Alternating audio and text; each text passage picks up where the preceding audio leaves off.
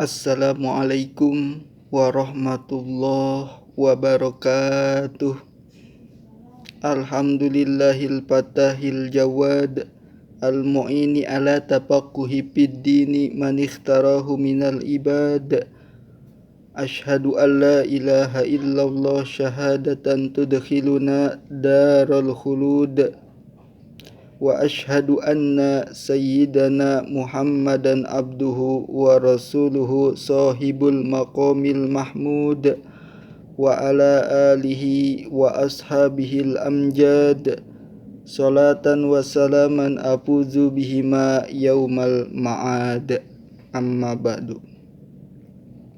Pada kesempatan malam yang berbahagia ini, alhamdulillah summa alhamdulillah, kita oleh Allah masih diberikan kesehatan,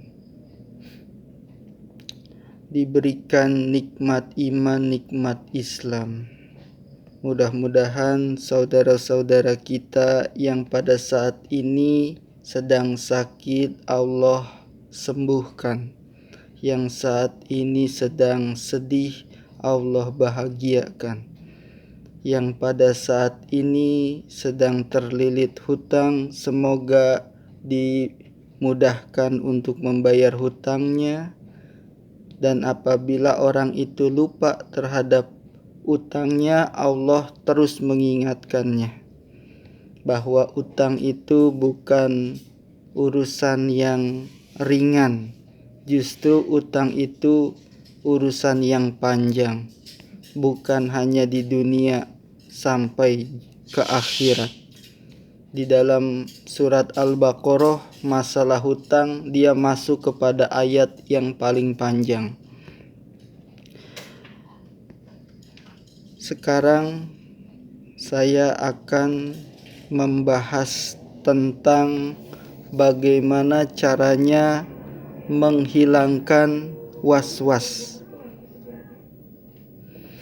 Ya. Namun sebelum itu saya mengingatkan kepada saudara-saudaraku sekalian di mana saja kalian berada, dukung channel saya dengan menekan tombol subscribe dan jangan lupa nyalakan loncengnya agar kalian bisa mendapatkan video-video dari saya, ya. Karena nanti saya akan membuat video pengajian kitab Ta'lim Muta'alim, insyaallah.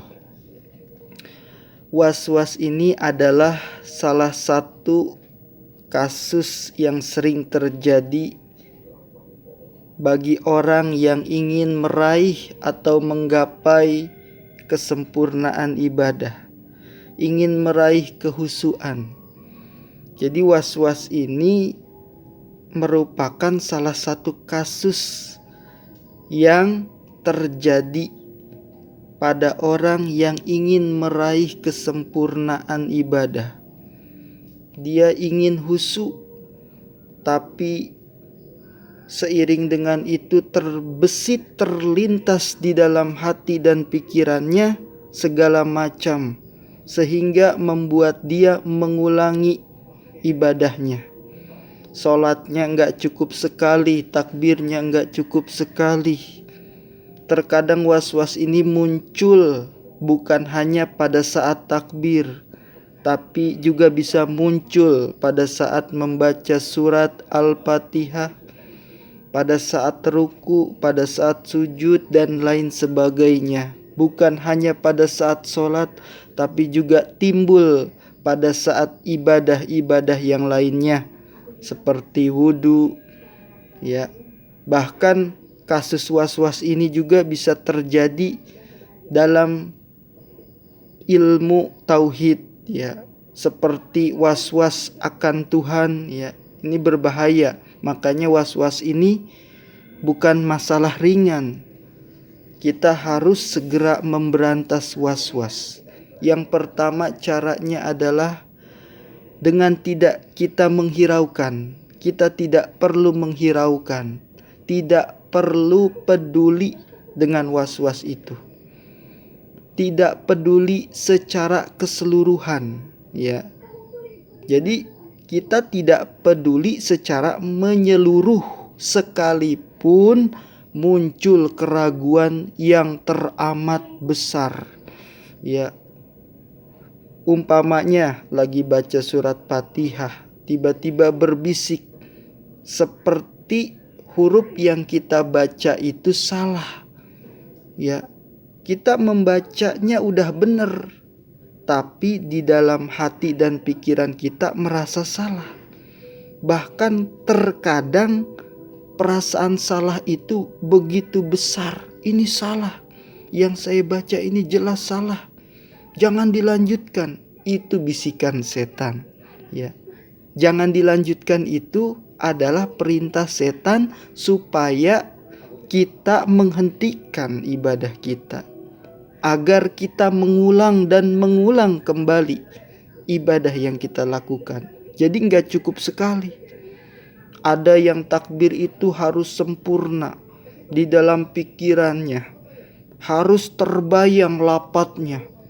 Aku niat sholat, ya, fardu maghrib 3 rakaat menghadap kiblat, harus ada lapatnya.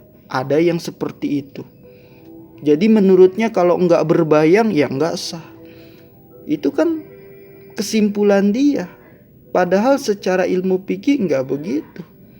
Makanya pentingnya belajar biar supaya kita tuh enggak memberi sesuatu itu, kita enggak menyimpulkan dengan sendiri, tetapi kita berdasarkan ilmu, bukan berdasarkan perasaan. Ibadah itu bukan berdasarkan perasaan kita, tapi berdasarkan ilmu, ya. Karena ibadah bisa diterima karena pakai ilmu. Jadi untuk menghilangkan was-was kita mencari ilmunya, ya, ilmu fikihnya diperdalam lagi begitu. Kemudian was-was bisa timbul pada saat membaca surat Fatihah, ya. Jadi seolah-olah itu dibuatnya bacaan kita serasa salah padahal udah benar. Jadi sekalipun muncul keraguan yang besar di dalam hati dan pikiran kita, tetap harus kita lawan dengan cara tidak menghiraukannya. Sebab kalau kita masih menghiraukan, was-was yang melekat di dalam diri kita itu tidak akan pergi.